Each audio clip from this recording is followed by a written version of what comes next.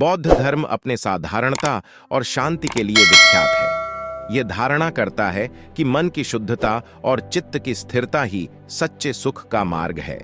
इस कथा के माध्यम से हम देखेंगे कि कैसे एक साधारण युवक ने अपने मन की गंदगी को दूर करके आत्मा की शुद्धता की ओर बढ़ा।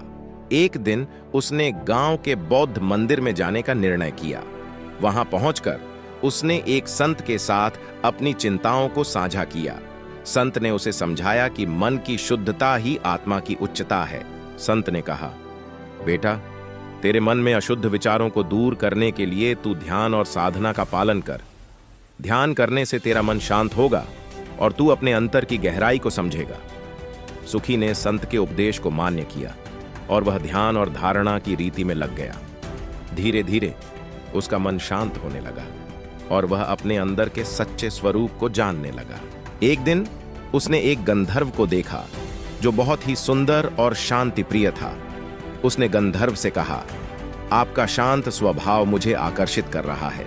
कृपया मुझे अपने ज्ञान का दान करें और मेरे मन की गंदगी को दूर करने में मदद करें। गंधर्व ने सुखी को ध्यान का महत्व बताया और उसे मन की शुद्धता की महत्वाकांक्षा को समझाया। उसने कहा, बेटा, शुद्धता के लिए तुम्हें संयम और साधना की आवश्यकता है।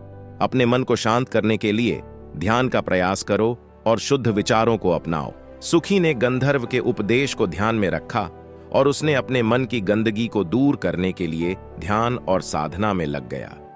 धीरे धीरे सुखी का मन शांत होने लगा और उसने अपने अंतर की गहराई को समझना शुरू किया।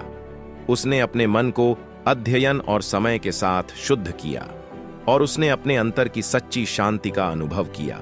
जब उसने अपने मन की शुद्धता का महत्व और ध्यान की शक्ति को समझ लिया, तब उसने वास्तव में अपने जीवन को समझने और अपने कर्तव्यों को समझने लगा।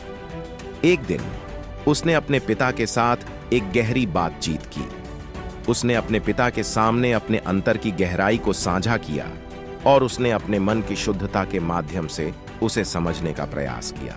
पिता ने सुखी की इस शांति और समझ की प्रशंसा की और उसे उसके प्रयासों के लिए सराहा। वह उसे बताया कि शांति और समझ की प्राप्ति ही वास्तविक सुख का मार्ग है।